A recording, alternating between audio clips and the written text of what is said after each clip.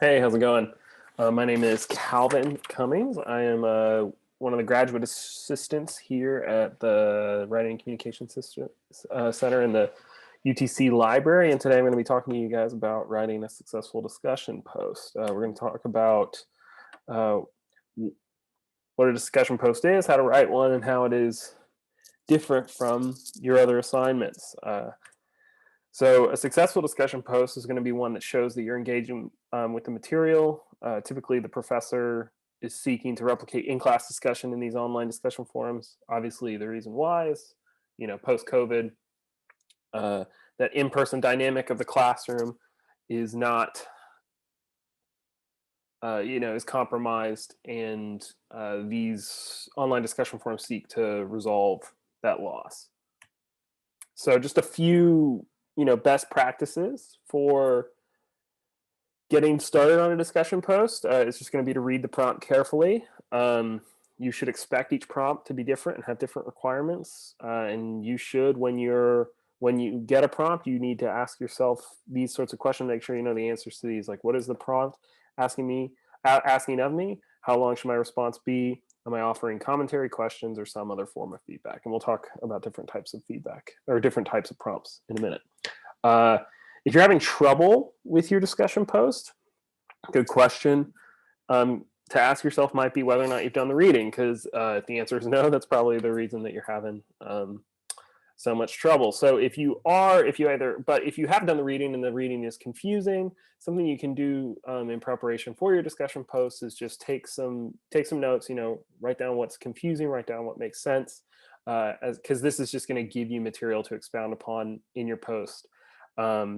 Also check online resources. Obviously, some professors are going to say that they don't want you looking at anything else online. But most professors, if you're reading things that are,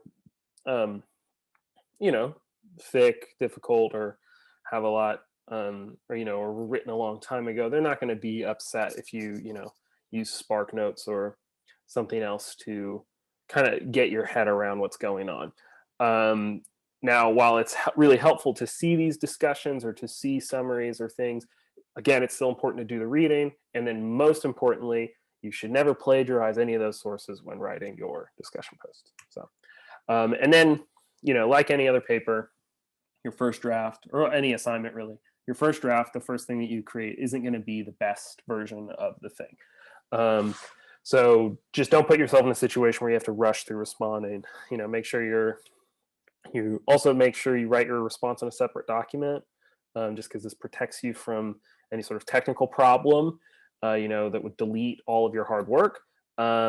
But also just visually, the Word document's like way easier to use than a cramped sort of Canvas or Eli Review submission box. And then of course there's revision, write, check the prompt, make sure that you're meeting the requirements, write some more, revise some more, change grammar, things like that, then submit.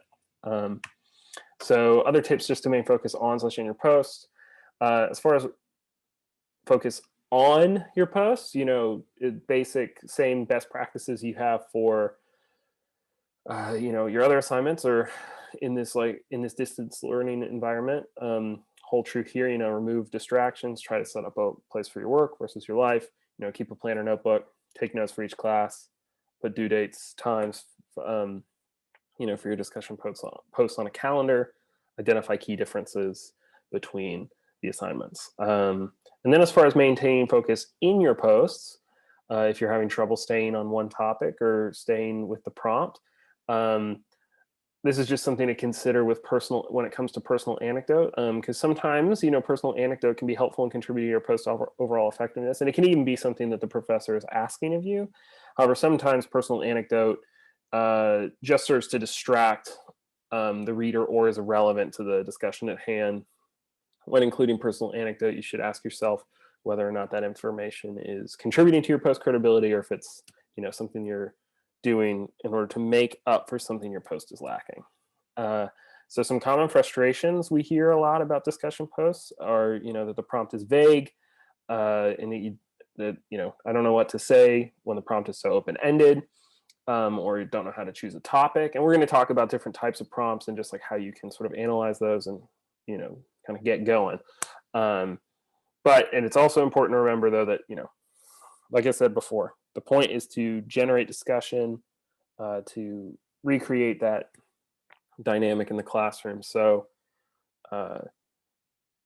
if that should help you just realize that, I need to just speak about my perspective and sort of explain it. So same way I would in a class. So different types of prompts. There's debate. These three are less, I see these less, but still important to go over. There's debate. This is when a student is asked to sort of pick a position, argue it, and debate with their classmates. For an example, I wrote, choose a perspective on mask mandates and argue the merit of your position. Respond to two of your peers, explain why you agree or disagree with their positions. Another type is role play. And again, this is you're taking an argumentative stance. In this post, you assume the role of a historical figure, a fictional character or something, or even just put yourself in a situation, and so in this example, you're pretending you're a grocery store clerk from John Updike's short story AMP, explain why you quit your job. And then scenario, similar to role play, it's when a complex moral political situation is put towards you, and then you're supposed to respond and explain your plan of action. And here I had sort of an example in which, a poll worker sees someone being belligerent to someone else outside, but then that person who's being belligerent is, wearing paraphernalia for the candidate that the poll worker supports. And so the poll worker has to decide, am I going to, am I going to tell this person to leave, or will I, let them continue doing that? Anyway, these are probably the most popular application. In this type of prompt, the student is asked to apply something learned in class to current events or their own lives.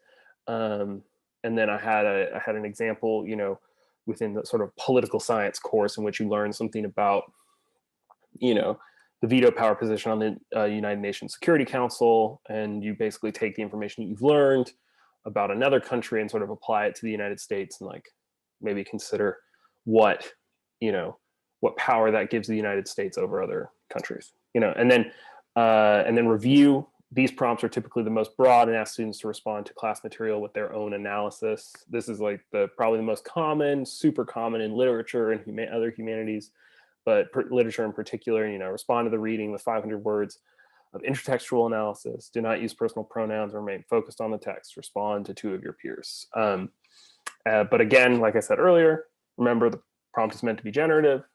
You're taking an argumentative stance and you're explaining why you thought what you thought, but it's still class time. It's the space where you're able to change your perspective, be introduced to new perspectives. It's a meeting ground. You don't have to know everything, and you don't necessarily have to be 100% right. So we're going to look at an example, and we're going to pretend we're all in the introductory literature class, discussing Wallace Stevens' poem, The Snowman. You can, if you're watching this, you can just Google it really quick. It should be on Poetry Foundation. It's a very short poem, only a few stanzas, but I'm not going to read it because I think you'll still be able to see what makes a discussion post on this poem effective without necessarily knowing about the poem. So the prompt that I decided on for this example is, you're supposed to respond to the poem with at least 250 words. You may use course materials, readings, and class discussions to contextualize your response. So what is the prompt asking of me? You're supposed to respond to the poem. How long should the response be? 250 words. Are you offering commentary, questions, or some form of feedback? So general response, you're supposed to take an argumentative stance and explain your position. So in this situation, the student is being asked to offer commentary. So so here's the first example, and I'll go ahead and read it. So I like the poem, even though it was a bit sad. Like in the end, where the guy is looking out at everything and thinks it's nothing. I didn't understand that the poem is interesting because of this sadness that exists throughout. The sadness is also confusing because you don't know what he is sad about, which also makes it interesting. We have all been sad in our lives, which makes the poem relatable and thus furthers the interesting nature of the poem. There's also lots of nature in the poem, which is also interesting because most people think that nature isn't sad. Most people look at snow and think of beauty. My family owns a lake house in Nantucket, and sometimes we go there for a family Christmas.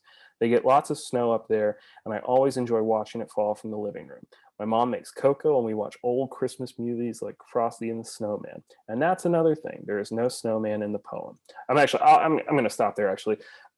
So and you can keep reading as I'm talking, but because they basically just continue and talk about, how there's not a snowman and how that was confusing for them. And because they were expecting something, they're expecting, the poem's named The Snowman. So they're expecting something to come up. So something I just want us to like sort of notice and think about in this post is just the fact that this person is, they're expressing in a perspective. They're saying, they liked it or that they thought it was sad. But that there were also parts they didn't understand. I think the problem with this post, though, and where it doesn't take things to the next level, is that it doesn't explain exactly, why they were having trouble with the poem. And something that they could do would be to say, they don't necessarily, an argumentative stance does not necessarily need to be, I think this for these reasons. It can say, I noticed this, and I'm wondering what conclusions could be drawn from it, given these contradictions or these things that are sort of difficult to parse or whatever. So, and then also, just because I mentioned a personal anecdote before, I think this is an example in which personal anecdote just really does not help the discussion post. Really does not help them accomplish their stated goal. But the overall, I wanted us to sort of look at this and think about how could we take this to the next level, because there is hope here. I think there is hope that the discussion post can get to a place where it can explain a little bit more of like what the reader was actually experiencing and thinking when they read this. Also, there's just basic grammar issues. Reads very much like a first draft, that hasn't been revised. So, example 2. And I'll read just a little bit of it. I won't read the whole thing. But, while most on their first read might say that the mind of winter in Wallace Stevens' The Snowman is a mind of despair, a closer reading will reveal that the mind of winter is rather cold and emotionless. The first 2 stanzas set up the imagery associated with winter: pine trees crusted with snow, juniper shagged with ice. But it isn't until the line 7 that the reader is given more information about what possessing a mind of winter means. To have a mind of winter is to not think of any misery in the snow of the wind and the sound of a few leaves. This initially seems counterintuitive. Wouldn't a mind of winter be despairing over the few leaves and the empty wind, longing for the new life of spring? A similar complication occurs at the introduction of the sound of the wind, which is defined also as the sound of the land 2 lines later, a land that is a bare place. So, I'll just stop there for now. And you can continue reading. And if you got the poem, obviously all these references will make sense. Because it's the first line is one must have a mind of winter. So that's, and first line of something usually pretty important. So this person's basically decided, I'm going to try and figure out what's going on here. What is this mind of winter? What can we kind of glean from this phrase based on the rest of the poem? And they kind of come to this conclusion at the end. It's almost like a thesis statement or something. This is decidedly different from simply despairing over a loss of meaning, and instead suggests that a mind of winter is a nihilistic, affectless resignation to meaninglessness. But, and that's pretty strong perspective. It's an argumentative stance that has been developed and explained throughout the post. But if we're thinking about so basically this post is, there's not really a lot wrong with it. There's not really, it's pretty much doing everything that it's supposed to, right? And it's doing it in an incredibly detailed way with like tons of evidence and tons of explanation of exactly where this perspective is coming, this perspective that's outlined at the very end or explained at the very end, where it's coming from in the text. Now, something to sort of consider, because of this previous example that we were looking at, in which like uncertainty was expressed. This other one can kind of looks like, oh, well, I guess I have to know exactly what I'm thinking. I have to know exactly what I want to say. I would just like to underline basically what this post does successfully is not necessarily just because it has an argumentative stance that it's definitely explaining. It's because it's because it has a position that it explains, period. Your position could be, let's look back at this discussion post one. So I didn't understand that, right here in this, like, and it looks like a period's missing because, I didn't understand that. The poem is interesting because of this sadness that exists throughout. There's probably needs to be a period after that. I didn't understand that. But, I didn't understand what's going on here where this guy is looking out at everything and it's nothing. Or I didn't understand why there wasn't a snowman. How could somebody take, basically what this person did is probably said to themselves, I don't really know what a mind of winter is. The same way that this person in example one is saying, I don't know what a snowman is. But instead of just saying, I don't know what the mind of winter is, they said, I'm pretty sure that this is what a mind of winter is based on what I'm reading in the text. And,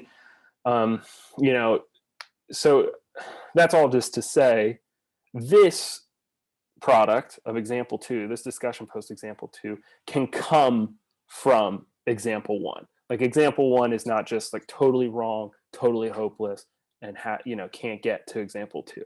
So those are a couple examples of discussion posts. And then, just basic self-care stuff. If you're feeling overwhelmed, you should take a break. Often I do a thing on writer's block for the library.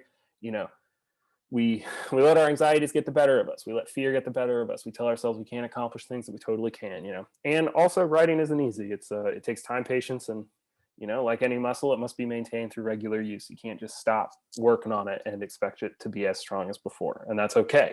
And then, just to get out of your head, stay healthy, all that, exercise, walk, whatever you're able to do, and then just setting aside time for work. So that way you can set aside time to relax. And then of course, if you still need help, we can always help you in the writing center. Sign up for an appointment with the WCC, and there's plenty of information on our website of how exactly to do that. So thank you so much for attending this little online version of the in-person or real-time workshop that we do for the library, and have a good rest of your day. Thanks.